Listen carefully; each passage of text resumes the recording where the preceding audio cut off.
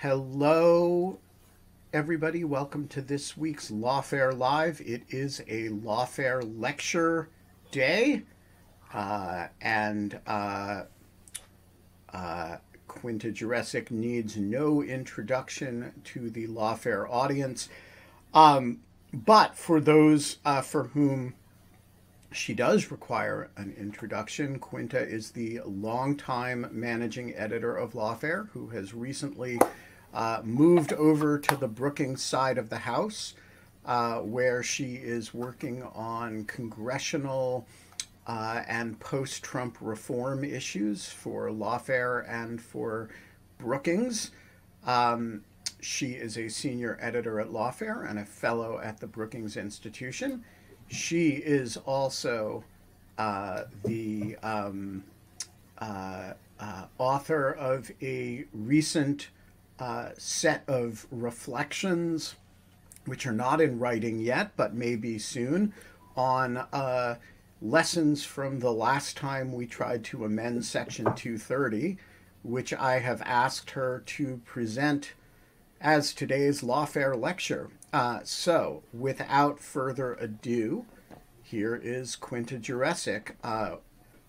Actually, a little bit of further ado. Quinta's going to talk for 25 to 30 minutes, during which time you all should add your questions to the Ask a Question box. I will bring people in to pose those questions live, and at that time. One other administrative ado, here is Quinta. All right, thanks, Ben, and hi, everyone. Give me just a moment to share my screen.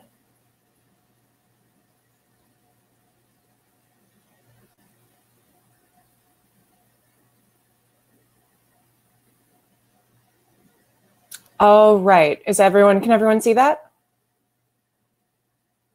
Wonderful. So today, as Ben says, I'm going to talk about Section 230 of the Communications Decency Act and go into a little bit what I think we can learn from the last time that Congress tried to reform it, which did not go particularly well. So the Communications Decency Act is something that has only very recently become something that is widely known. It's sometimes been called the Magna Carta of the Internet, or to use the language of Jeff Kosseff of the US Naval Academy, the 26 words that created the Internet. As these descriptions suggest, since it was passed into law in 1996, the statute has largely been seen as really foundational to the rise of the internet and the success of American internet platforms. Not just big platforms like Facebook and YouTube, but also small platforms like, say, the comment section of your blog, right? Your neighborhood blog. And yet, as of a few years ago, the fate of the internet's Magna Carta has suddenly been cast into doubt. Russian election interference in 2016 kickstarted what's become known as the techlash, a sort of a souring of the public mood against tech companies. And as part of that, Section 230 has come under scrutiny from both the right and the left. If you've been reading the news over the past week, you've probably read about the ongoing fight between the White House and Facebook over vaccine misinformation. The White House has been aggressively arguing that Facebook should do more to limit the spread of misinformation around the vaccine, whereas Facebook is arguing that it has already done more than enough. And as part of that fight, a White House spokeswoman actually said on Tuesday that the Biden administration is reviewing, those were her words, whether it would support changes to Section 230. So today I want to talk to you about why Section 230 reform is a newly hot topic, and tell you a story about the last time that Congress was considering Section 230 reform in 2017. And I do think, as I've hinted, that the way that process was managed and the substantive effects of that bill can tell us a great deal about reform today. I also want to take a quick look at the proposals that are on the table for reform of Section 230 and look at the political dynamics shaping those discussions. So why should you care about Section 230? Why are we having this conversation? Why did you show up? The debate about Section 230 can tell us a lot of interesting things about politics and policymaking, and it's the subject of huge public interest right now. Everyone on every side of the political aisle has strong feelings about Section 230 and internet regulation. And yet the issue is more complicated than the public debate sometimes acknowledges. And I do think that Congress's past failures to acknowledge those complications are a cautionary tale. As I've said, Section 230 used to be pretty obscure for the general public. It's still pretty astonishing in 2021 to be able to talk about it and have basically everyone know what you mean. But I do want to take a few minutes and just review the basics. So Section 230 has to do with content moderation, essentially how platforms regulate the material that shows up on their website. So if someone posts a tweet with racist invective and Twitter takes it down, or more likely doesn't take it down, that's content moderation.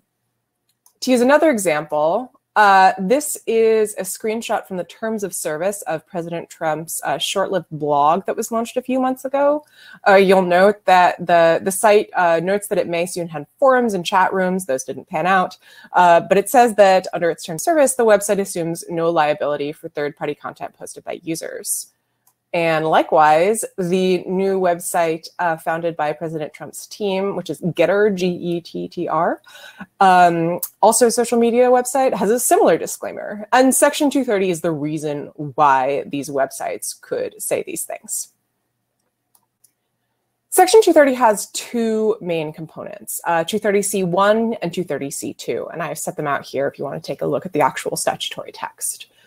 230C1 says that platforms can't be held liable for third-party content posted on their services. So if I post something defamatory about you on Twitter, you can sue me, but you can't sue Twitter. Then there's Section 230C2, which essentially is the reverse, where Section 230C1 protects platforms for leaving content up.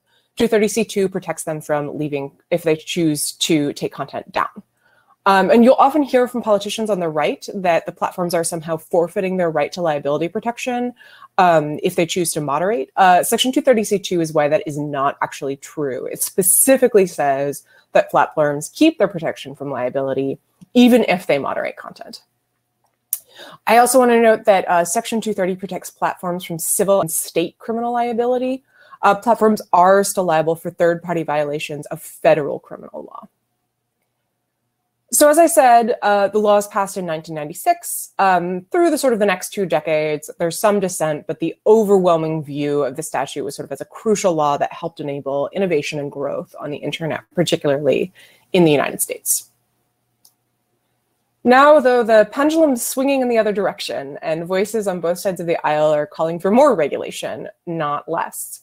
As you can see there, President Trump called repeatedly for repeal of Section 230. I took a look at his old tweets, and I think he called for repeal of it at least on Twitter over 30 times. President Biden also during the presidential campaign called for the statute to be repealed in a conversation with the New York Times editorial board during the Democratic primary. So what happened? How do we go from Section 230 being something that everyone basically agrees on to being something that is widely criticized on both sides of the aisle?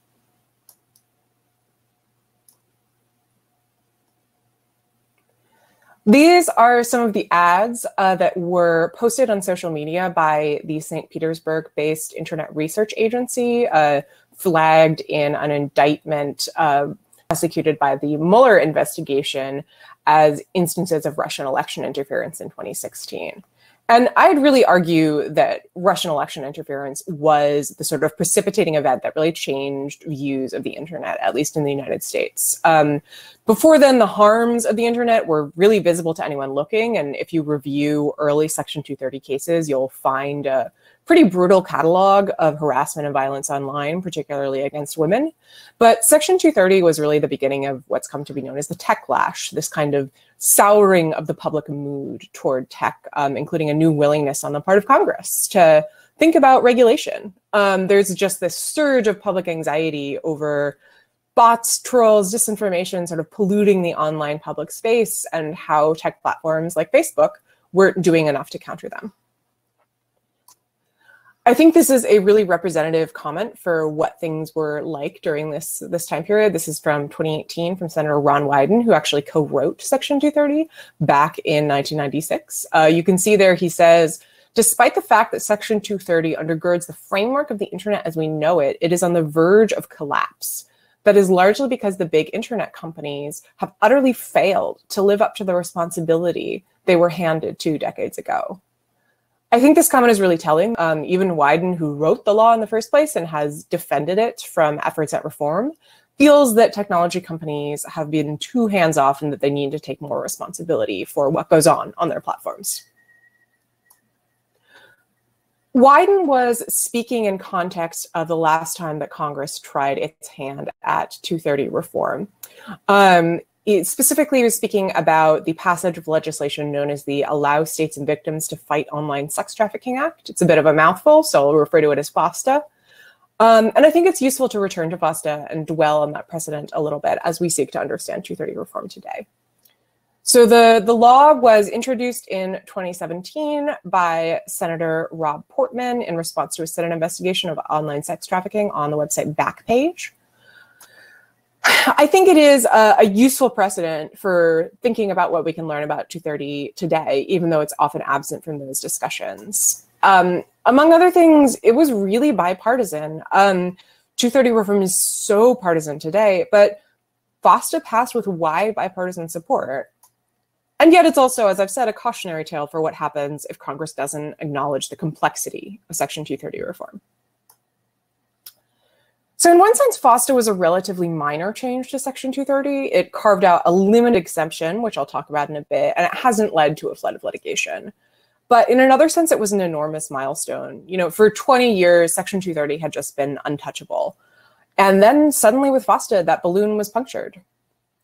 I think this is impossible to disconnect from the change in mood around tech after revelations of 2016 election interference. I'm showing you here a screenshot of a photograph of a hearing in the Senate over those Russian ads that were posted around 2016. One of the big turning points for FOSTA came when the Internet Association, which is a trade group that represents major tech companies, endorsed a revised version of the bill just after that Senate hearing where representatives from Facebook, Google, and Twitter were really grilled over their failure to do more to prevent election interference. And so around the same time, Section 230 is moving from an obscure statute to something that's more part of common parlance, thanks to the lobbying campaign around FOSTA. And you can see here a clip of an ad with the comedian Amy Schumer that aired around that time saying, amend the CDA 230. So what did FOSTA actually do? The bill was written to remove 230 immunity from internet platforms that allow sex trafficking, the idea being that victims of sex trafficking should be able to sue websites that enable their use. The legislation is complicated and confusing as a result of a sort of tangled drafting process, but it did 3 main things. First, it created a new crime of owning, managing, or operating a platform with the intent to promote or facilitate prostitution. It also expanded existing federal sex trafficking law to include knowingly assisting, supporting, or facilitating sex trafficking. And it removed Section 230 protections for federal civil claims under federal sex trafficking law, state criminal prosecutions for behavior that would violate federal sex trafficking law, and state criminal prosecutions for behavior that would violate the new statute identified above of owning, managing, or operating a platform. The upshot is that the legislation created a number of new ways for websites to face civil and criminal liability for content involving sex trafficking in both federal and state court. When I phrase it like that, that might sound good. After all, we can all agree that sex trafficking is bad. But the problem is that FOSTA as a bill is just a mess. The language is extremely confusing. That led to a great deal of confusion over what the statute actually meant, not only from platforms that might face liability, but actually from the Justice Department as well, which sent a letter to Congress warning that the new language in the existing federal sex trafficking law could actually make it harder for prosecutors to prove that websites had been involved in sex trafficking. And what's more, we now have some evidence that the law actually has not been much of a success at what it was intended to do. This is a graph from a new report that just came out from the Government Accountability Office. That report was actually mandated under FOSTA. And the report suggests that the bill has not been particularly effective. So this graph is of federal sex trafficking prosecutions brought from 2014 to 2019, broken out by the platform identified in the case. And you can see here, yeah, you can all see my mouse. This vertical line, April 2018, is when Backpage is taken down and when FOSTA is passed. And you can see this light blue here is Backpage, and we can definitely see that the percent of cases that involve Backpage has decreased. But if you look from 2018 to 2019, where the GAO data collection stops, maybe the amount of prosecutions has gone up a little bit, but it hasn't skyrocketed or anything like that. And the reason is that, according to the GAO, the federal government has only brought 2 prosecutions under the new section, the new criminal statute that was established under FOSTA. And in fact, in one of those cases, the judge actually granted a motion for acquittal on the FOSTA charge. So there's only 1 live criminal case. According to the GAO report, prosecutors haven't brought more cases with these charges because the law is new and prosecutors have had success with other criminal charges. It's also worth noting that while FOSTA, as I noted, allows victims to sue for civil damages under certain circumstances, no such restitution has been awarded. Plaintiffs sought it in one case, but it was dismissed by the judge. So I think we can fairly say, based on the GAO report, that FOSTA has not been particularly effective in helping prosecutors take on sex trafficking or in helping victims receive restitution. And what's more, it may actually have hindered sex trafficking prosecutions. This is also from the GAO report. The report states, after FOSTA, gathering tips and evidence to investigate and prosecute those who control or use online platforms has become more difficult. And this is actually something that there was a fair amount of news reporting on immediately after FOSTA was passed. For example, there's a 2018 report from an Indianapolis newspaper writing that the shutdown of web pages like Backpage had meant that sex trafficking cases have dried up, essentially because these websites, which previously were sort of very easily accessible resources for prosecutors, suddenly aren't there anymore because they shut down, and that actually has harmed sex trafficking prosecutions. So FOSTA has had these sort of unintended effects. And it's also had unintended effects when it comes to sort of speech online.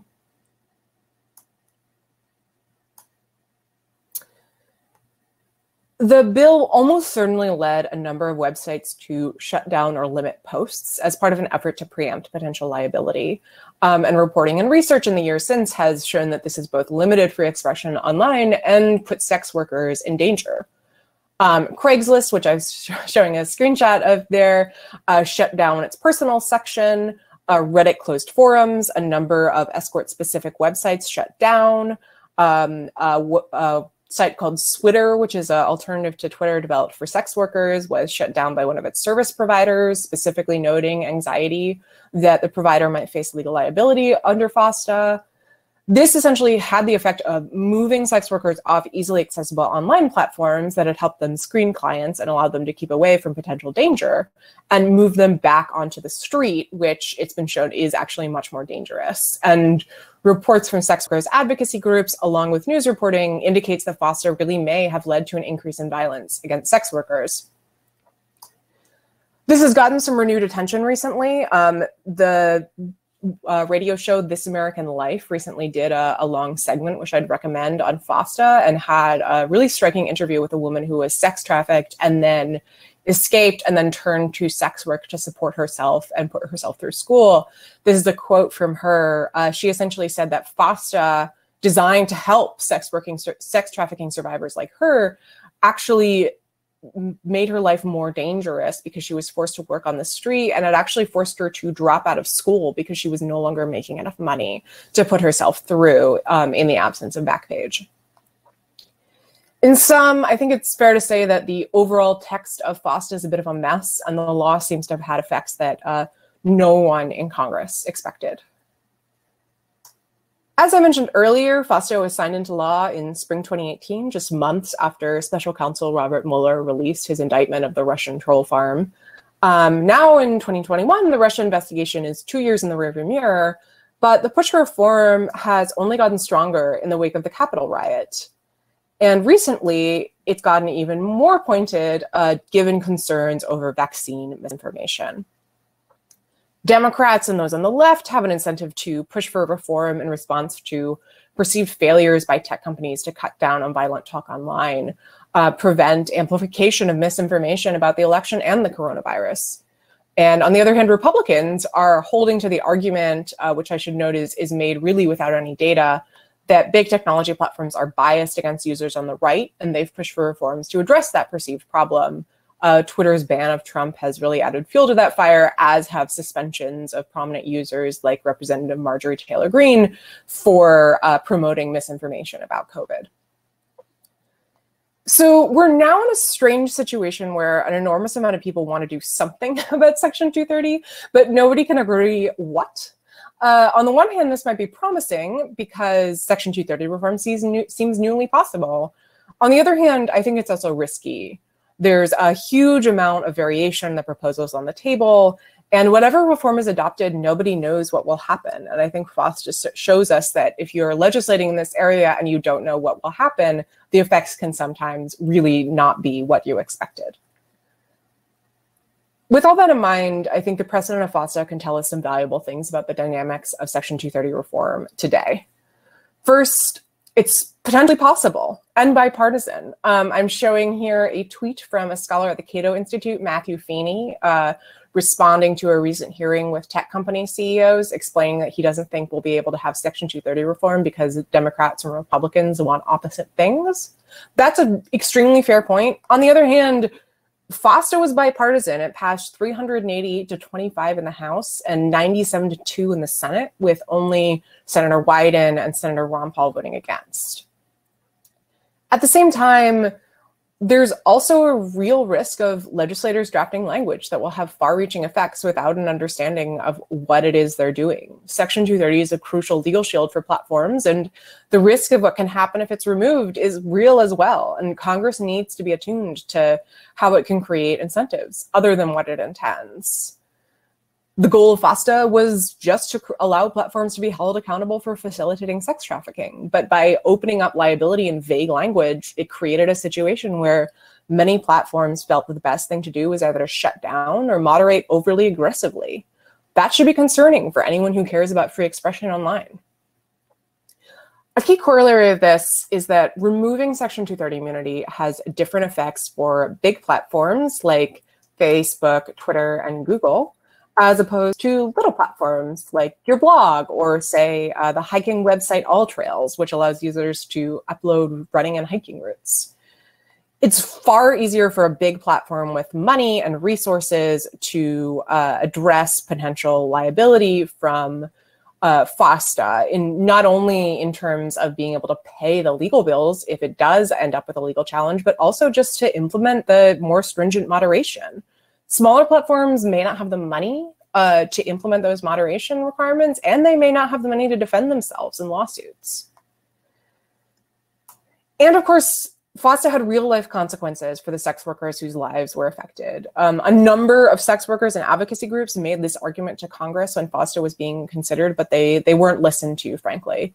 And this leads to another point that I think Congress really needs to bear in consideration. It has to pay attention to how whatever it does is going to affect the less powerful, members of vulnerable constituencies who might not have played a prominent role in the drafting process. These constituencies bear the brunt of the existing flaws in the 230 regime in many ways, but careless 230 reform could also harm these groups. You can consider what might happen if legislation is passed that along the lines of FOSTA leads websites to shut down or limit publication of content preemptively in order to avoid liability. Some of those websites that shut down could be used by smaller vulnerable groups to find community. Likewise, big platforms are increasingly relying on automation for content moderation, but automation algorithms have been shown to perform less accurately on speech by women and Black Americans, really anyone who is not a white American man, but Black Americans in particular. So if 230 reform pushes platforms to moderate more aggressively through automation, speech from these groups could be disproportionately and inappropriately censored. Now, to be clear, the situation with 230 reform now is different from where it stood with FOSTA.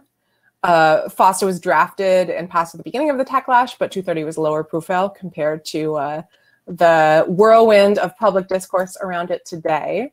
And that's a screenshot of a Twitter account that is devoted to bad 230 takes.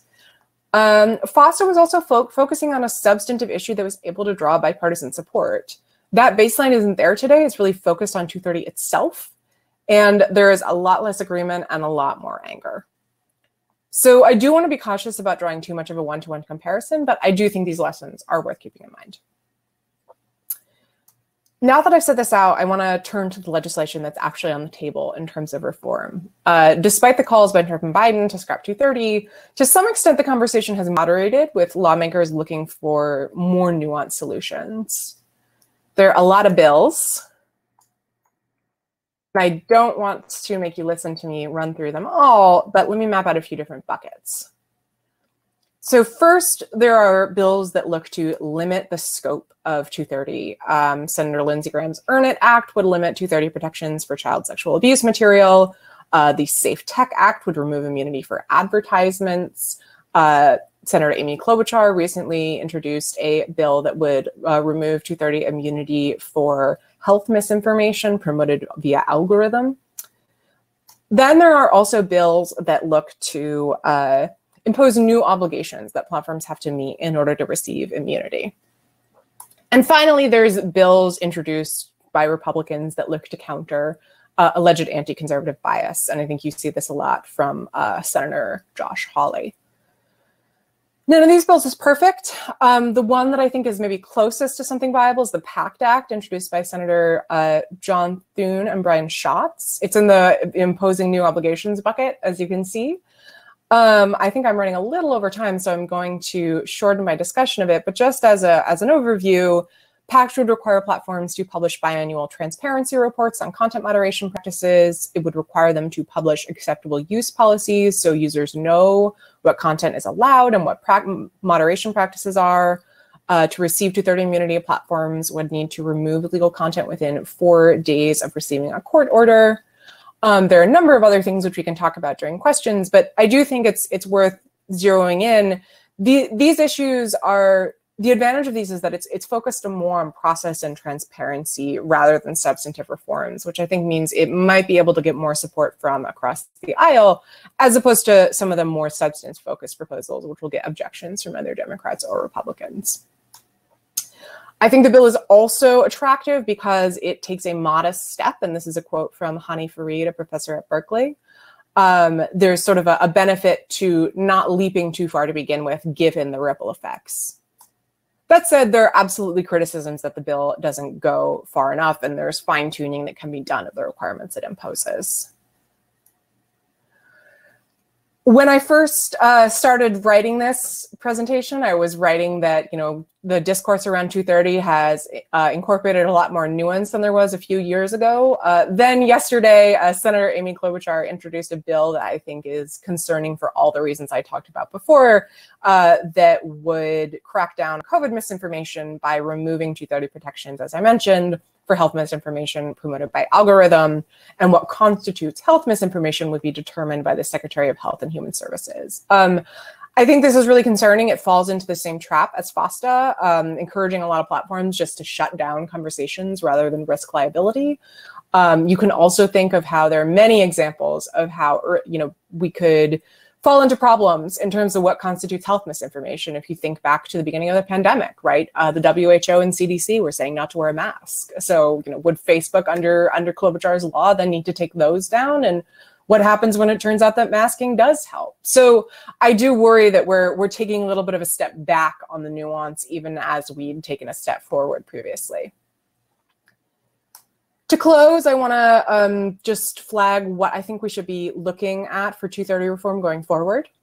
I think the lobbying efforts are going to be very intense. Facebook right now is really blanketing the internet, and has been for months, about how it supports updated internet regulations without being specific about what those might look like. So I think there's a big question of how different tech companies will shape their lobbying efforts on the Hill. There's also a question of how different bills might be revised or combined. Senator Mark Warner, who drafted one of the bills I mentioned earlier, mentioned in an interview that he thought that there might be component parts of a variety of bills combined into reform legislation. And then there's a question of what kind of involvement we'd see from the Biden administration. I think the recent fight between the White House and Facebook over coronavirus misinformation suggests that the administration might be taking a more aggressive approach. Should we expect the White House to maybe pedal back to Biden's previous proposal that 230 should just be revoked? What will we see from them going forward? I do think it is worth dwelling a little on this ongoing fight between the White House and Facebook, because I do think it tells us a lot about where the discussion stands right now. The tech clash over the last few years has pushed the public conversation around the internet in the United States to a desire for more civic responsibility from the platforms, a sort of a sense that they should be more careful in their role as stewards of our public conversation. And that's a valuable instinct. But the problem is that the instinct is a really broad one, and more responsibility is a vague idea. What does that responsibility look like? How do we work out the details? Who decides what responsibility looks like? I hope that I've shown you today that these details really, really matter. And I do worry that the conversations that the White House is having right now and legislation like Klobuchar has put forward falls into the trap of sort of yelling about 230 as more a form of ambiently expressing discontent with the state of the social web than putting forward actual proposals that will actually help make things better. The challenge in this space is going to be channeling what I think is a justified desire for an improved online civic space into careful, detailed, evidence-based ideas that will actually help build out a public sphere that is healthier for everyone. And also for Congress to keep in mind that when I say healthier for everyone, I mean everyone, including people like sex workers and others who policymakers often leave out of these discussions. With that, I'll end here and look forward to your questions. Okay, I'm going to start bringing people in to ask questions. Please, if you have not already, put your question in the question box, flag it for me there, and I will import you to pose it directly. Auntie, the floor is yours. Thanks, Ben. Hey, Quinta. I don't seem to be able to bring you. Oh, I see. I know why. Okay. There you go. There you are. You have a pair of questions. Yeah. So I'm going to start with a more popular one. So do you think there's any comparison to be made with similar legislation within the EU on this topic? And are you talking, sorry, there's a bit of an echo. Are you talking about the Digital Services Act? Yeah, I think it's a great comparison and one that more Americans should be aware of, frankly. I think that so for context, everyone, the Digital Services Act is legislation that was drafted in the EU, I think is going through a period of being considered by the EU government. So there is a final draft of the bill, but it is not yet law. I think, it's hard to talk about the DSA in the American context because on the one hand, it's kind of light years ahead of what any reforms to tech regulation look like in the United States, just in the sense of the level of detail, the level of effort that's being put into it. At the same time, yeah, there are absolutely parts of the DSA that I find potentially concerning. I think that, again, the instinct to push for greater responsibility from tech companies is laudable, but this goes back to the point I was making about the importance of distinguishing between companies at different scales. And again, for context for listeners who aren't as familiar, the DSA does have a kind of a scale up of responsibilities from very small platforms and I think individual bloggers to what I think it actually just calls very large online platforms. But I know experts in the field like Daphne Keller at Stanford have made the point that that scale up may actually not be completely proportional, that the responsibilities that are put on big platforms might be reasonable enough, but that the responsibilities that are put on little platforms or solo bloggers might actually be too onerous. So I'm watching that closely. And that is the big thing that has me concerned right now. Right, thanks. So my second question, you already mentioned quite thoroughly about the potential for damages and unforeseen consequences of this new COVID misinformation legislation. But do you think examining the current federal criminal law for loopholes would be much more worthwhile, or do you think some sort of new legislation would be better than just examining for loopholes? Cheers. Yeah. So I think there are 2 points here that I want to hit.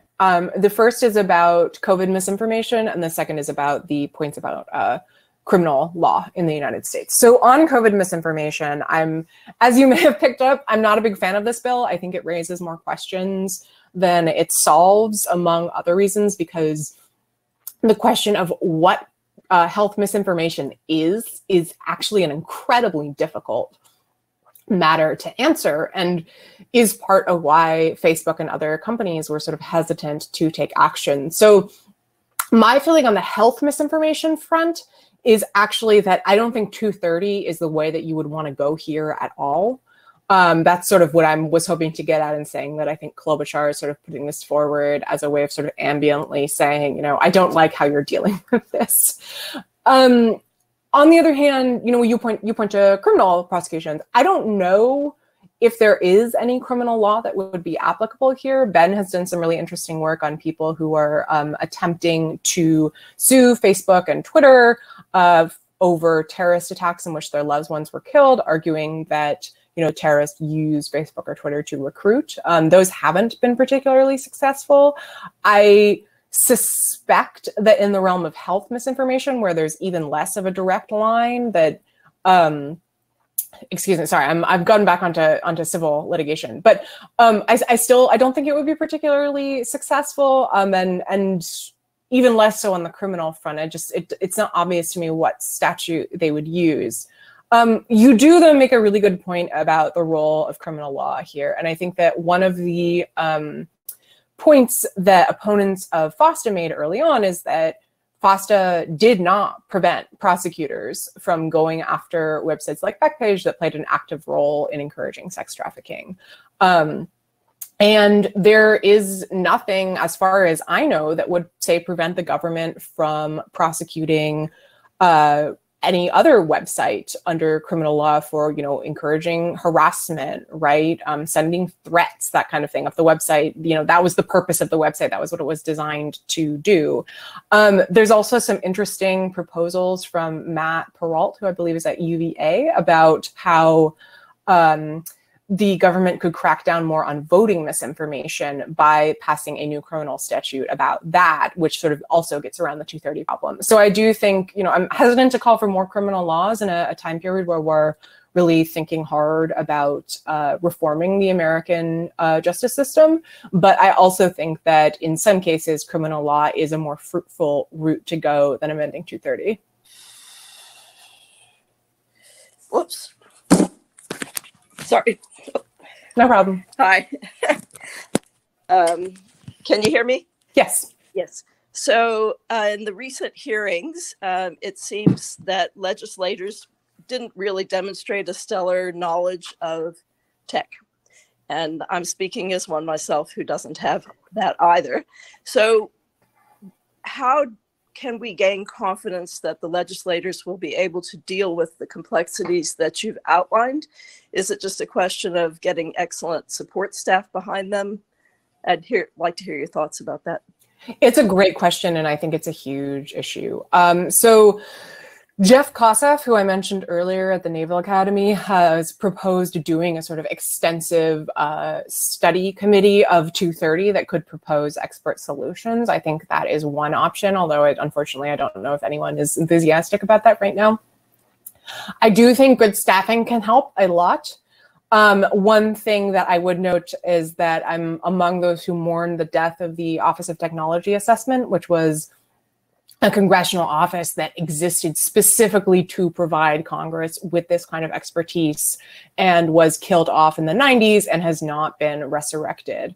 So I do think that careful staff work, maybe pie in the sky dream, resurrecting OTA would be a lot of help here. And I should also say, some legislatures have been displaying this. So the Schatz-Thune bill that I mentioned, I know that their staff were really carefully engaging with experts and folks in the industry as well as critics. And I think that the bill was dramatically improved because of that. You just have to make really, really sure that you really are incorporating expert advice on this kind of legislation. Matteo, you have a pair of questions as well. Thanks for having me on. My first question is, should or could Section 230 be split to deal with internet service providers differently than social or online media companies? I don't know if they're already treated differently, or if, like, AWS, for example, is already immune to liability in the same way that Twitter is. Do you think we should continue? Like, first, are we treating these the same way? And secondly, should we be? It's a great question. So the current answer is yes, those are being treated the same way by Section 230. They have the same protections. And actually under FOSTA, they have the same hole in their protections. So one example that I pointed to of the site Twitter running into problems after FOSTA was passed, the problem there wasn't that, the moderation on the site was taking people down because it was actually run by sex workers. It was that Cloudflare, which people may be familiar with as a kind of internet infrastructure site, explicitly said, we cannot continue to provide service because we don't know what our obligations are under FOSTA. And we think it is wrong for us as sort of more of an infrastructure layer as opposed to the top layer of social media to be liable in this way, but we still can't risk it.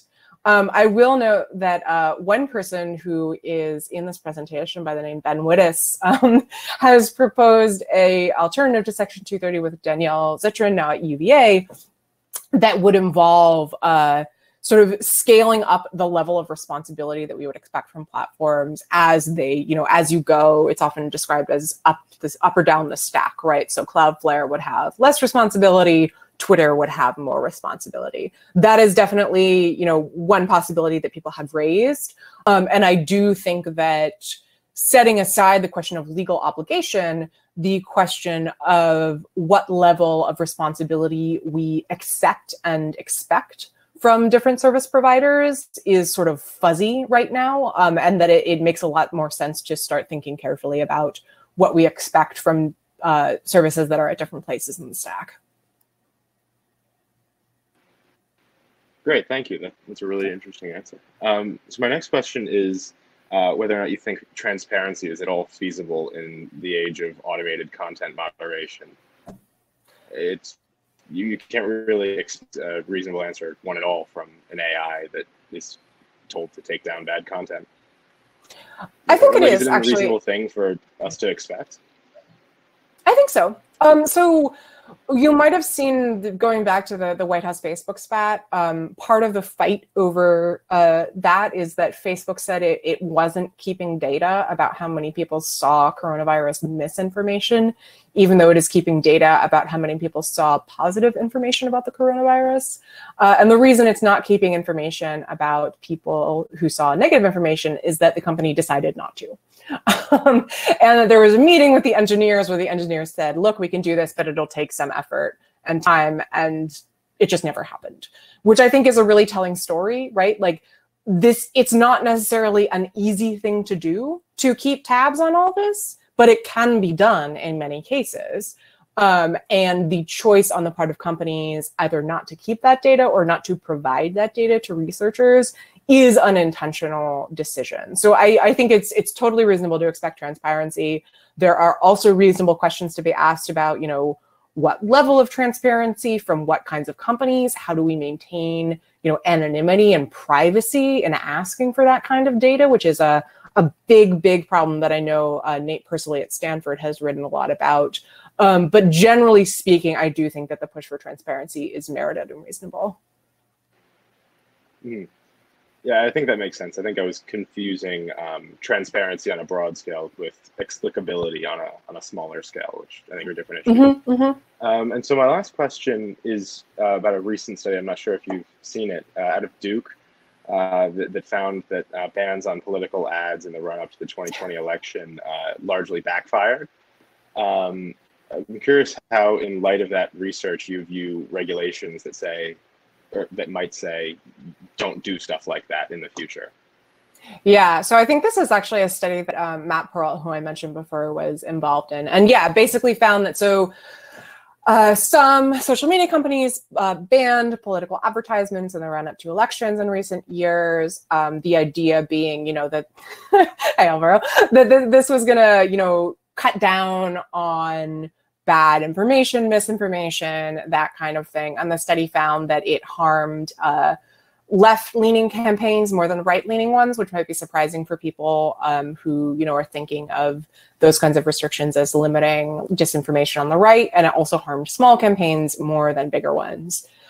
There were people at the time who were saying, was what this kind of thing was going to do. And that, we shouldn't all be so gung-ho about making those changes. I think it's a really good example of how tech companies will often sort of take action now because people are just screaming, do something, do something, do something, and they do something to look like they did something. And we only know, years later, whether it actually worked in the way that anybody intended.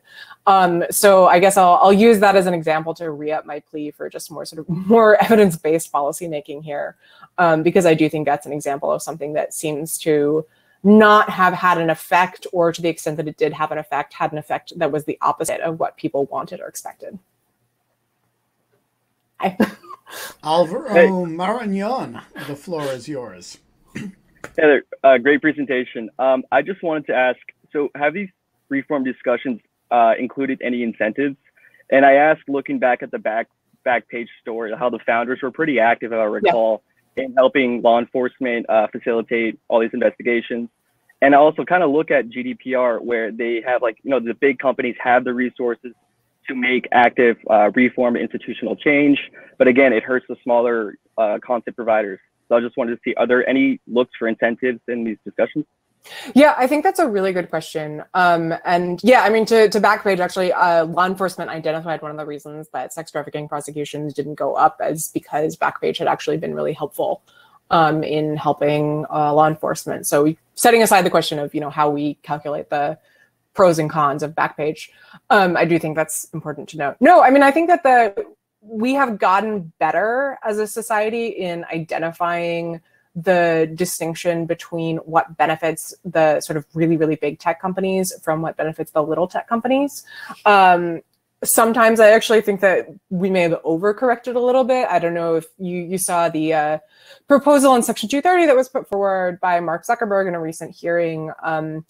It seemed potentially reasonable. Nobody really went for it, but there was a lot of people saying, oh, well, he's just trying to shut out his smaller competitors, right? There's sort of an automatic suspicion toward these big companies that they're just trying to shut out their smaller competitors. Maybe whether that's necessarily merited or not in specific instances, but it does seem like the concern is there. I mean, as I was kind of saying to Antti before, I think that it's a separate question whether that concern actually manifests in the form of legislation that would protect smaller companies. But pre-Klobuchar, one of the reasons I was going to say to you all that I was a little more optimistic about the direction that reform was taking was that it seemed like members of Congress were thinking more carefully about this. I'm not 100% sure on the incentives question, but it does seem like they're trying to take it seriously. Again, I'll pre-Klobuchar. Joyce, the floor is yours. Hi. This is a follow-up to Esther's question. Typically, when Congress doesn't understand an area, they turn to the industry to write the legislation for them. The question is, how do we avoid that trap? How do we get people taken care of in the process?